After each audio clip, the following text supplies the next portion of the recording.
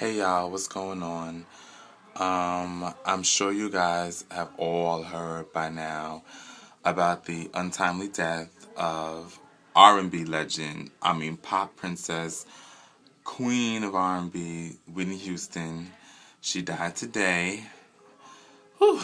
Um, she died today, February 11th at 3:55 p.m., which is LA time, which would be 6:55 over here on the East Coast. Details are still coming in over the tragic situation. It was reported that Ray J had found her in her Beverly Hilton hotel suite, and that has now come out that that is not true. That her bodyguard had found her unresponsive, and they tried to do CPR, and and it didn't obviously work, and she was pronounced dead at the scene. Right now, I do know that Bobby Brown has been informed, of course, and he is in Mississippi right now as I am filming this, on stage with New Edition, and he has been reported to be going in and out of crying fits and going through the motions, but he is still going to perform with New Edition tonight. He is still going to perform and get on the stage with them tonight in Mississippi. Dionne Warwick, who is Whitney's aunt, and her mother, Sister Houston, are inconsolable right now. They're absolutely just going through the motions as well. I haven't gotten any reports on Bobby Christina, but as soon as I get reports on that and from my other industry friends, I'll find out what's going on. It's actually a shame. I just posted a video up on my site about how, she was at the rehearsals. There's a big Grammy party that takes place every year, if you guys don't know, before the Grammys. Clive Davis, who was like the boss of music, he holds an annual Grammy party, and Whitney Houston is always the guest of honor, and it was no different this year. And she's down in LA to attend the Grammys and be with all these festivities. And as a matter of fact, she was last seen in the video watching Brandy and Monica perform their new single. They were rehearsing their new single for the pre-Grammy party, which is tonight. Their new single, It All Belongs to Me, and they're also performing The Boy Is Mine. And it's also crazy and ironic because Brandy, ever since she was a little girl, and ever since she came out, has talked about how Whitney Houston is, her idol. And it's very sad for the simple reason that, today's Brandy's birthday. Today's Brandy and Kelly Rowland's birthday, but today's Brandy's birthday. And as I know she's got to be going through the motions, knowing that, one, her idol has, passed on her birthday.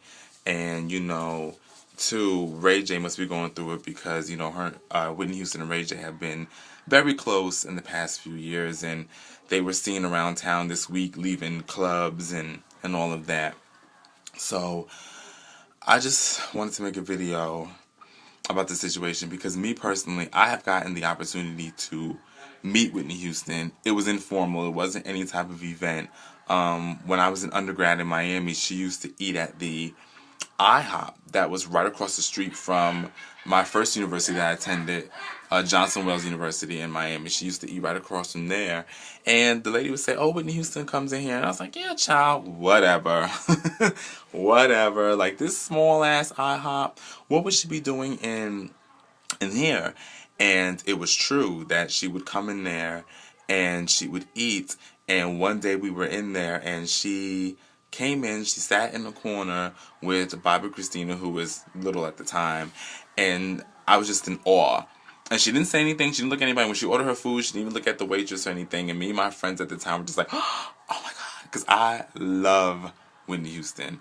Love Whitney Houston. And I saw her a couple of other times over there.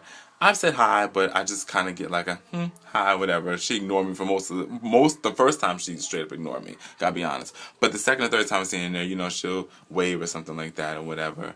And she also used to shop at the same mall that I shopped at, Aventura Mall, which is in Miami. And she actually has an apartment in this place called Turnberry Isles at the time, which is right behind the mall. And she used to come in there, and I saw her there too. But I absolutely love her. I've always loved her. Like, she was number one and continues to be number one. I've always rooted for her, as most of you have. Um, this industry is hard, and I always tell people that I am no celebrity.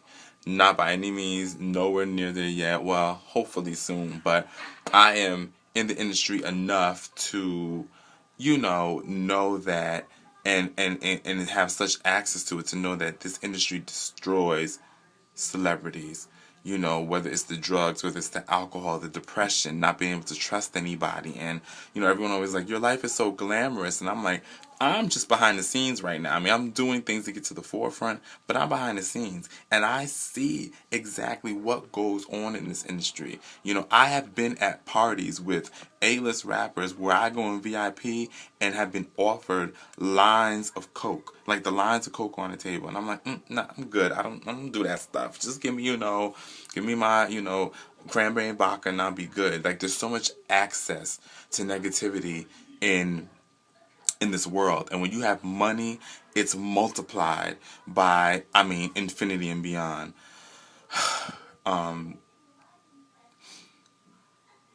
It's absolutely horrific that this happened. I don't want to jump to any conclusions. I have no news on, exactly what happened and whatnot. Everyone in the industry is devastated.